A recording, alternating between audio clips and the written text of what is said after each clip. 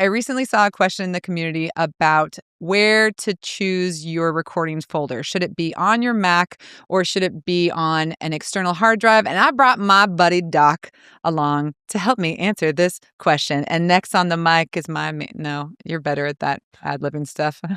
All right, Doc, answer the question for us. Where should we set our recordings folder to? Because this person's saying they've got a super fast SSD card to record to, but I don't know. Take it away. Okay, so the problem with really fast SSD drives are as follows. Okay, your internal drive, and again, I'm going to try to keep these numbers super simple. Your internal drive can write at about 7,000. We're just going to use 7,000. I'm not going to break into what 7,000, but just use it as a whole number. These external drives, while reportedly this one says that it can write 2,000 and this one says that it can write close to 3, it's like 2,700. They actually don't write that on the Mac.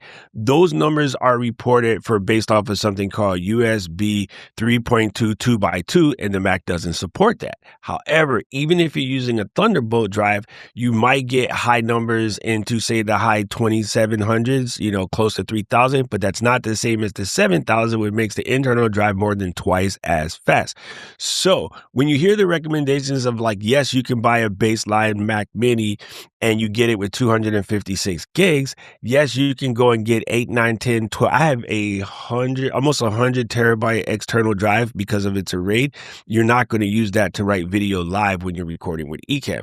And then you also need to remember, if you are recording ISOs, you are adding a 4K file and a whole bunch of other 1080 files that you're writing to that drive at the same time. If you're doing ISOs with Zoom members, you can be writing up to 10 different files to the drive at the same time, plus the audio files for each one of those, which makes it around 20. And then your main cameras, which makes it around 23 to 24. That's a whole lot of writing to a drive, trying to write it to an external drive like this, which says that it's fast, but it's not fast for this. So while you can go out and get a Porsche GTS, it's a really fast car. It's not a fast F1 car. That's a different thing, right? So whenever possible, you want to write to the internal drive.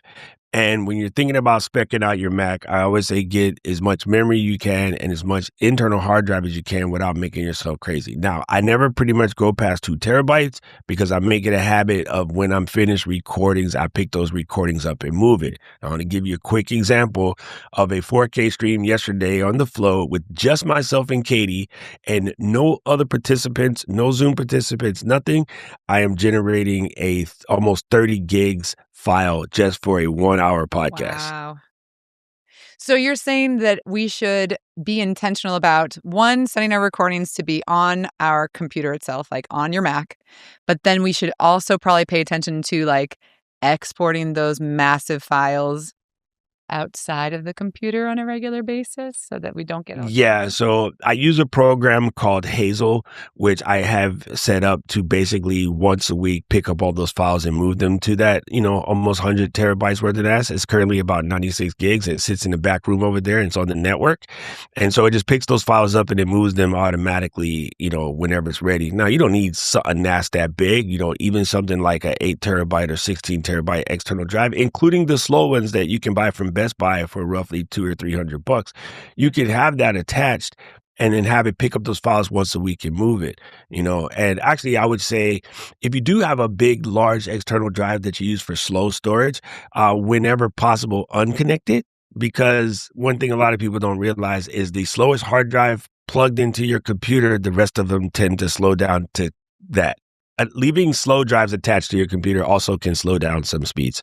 I don't know if I picked up everything that you put down, but I think the gist of it is record straight to your Mac and then be aware of your file management system. And then that no matter, even if you're buying these faster external drives, your internal drive is going to be faster, especially when you're clicking off. You're recording at 4K and you got isolated video recordings. Have that go straight to your Mac. Make sure that when you're purchasing a Mac, that you're getting the right amount of storage and memory that you need, and then have some type of a system, whether it's your system or even just put it in your calendar once a week. You're moving some of those files off into an external hard drive, either for, fast editing. I'm using my faster disks, but you can also offload some of those files that you're not working on that you'd still want to save into a slower, larger external hard drive. Yes? Yes, and editing the files on the drives, and this is the kind of the hassle. Most of the specs are talking about like how fast you can edit off these drives. Editing is a different story. That's not the same as Yeah. recording. Yeah. Editing is completely different. And when you're editing the file, you tell the drive, the Final Cut or DaVinci or Premiere or CapCut, whatever, to write to the file. It has time to write the file. But when we're recording this live, like right now, it's doing this in real time. Yeah. So there's no time for it to slow down and speed up according to what we do. It has to 100%. maintain a certain level of speed. And I think that's another thing that can kind of cause confusion because it's almost like, the internet always tells you the download speed. Download speed is not our problem when we're trying to stream. It doesn't matter that you have a 1 terabyte down. If you only have About 40 different. up, that's a different thing, right? 100%.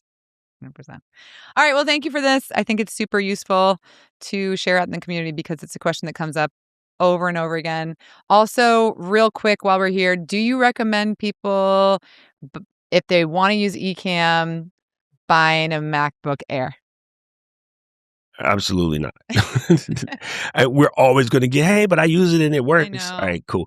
No, you wouldn't use a Yugo for a tow truck, so you can't use a MacBook Air for this because when they get hot, they slow down, and that's And they going don't to have anything to cool them basically down. cause you a problem at some point. Yeah. So when you're doing it like what we're doing right now with just the two of us, yeah, it'd probably be fine. But there's always going to come the time where you have no choice but to try to do 3 or 4 people, and then you're stuck. You Yeah. know what I And the mean? Like graphic I did overlays a and people doing Oh, videos, like they don't yes. realize how big these ISO Ecamm profiles can recording. be. 100%. Yep. Yes. Your network alone can make your machine hot, having nothing to do with you. When the network is cooking, the network is probably the hottest thing inside that computer, your Wi-Fi or Ethernet connection. And so while that's heating up your Mac, it will slow down your Mac. All right. Well, thanks, Doc. Appreciate you. Okay. That is so fun. Okay. Bye. Say bye, Doc. Bye, Doc. Bye, Doc.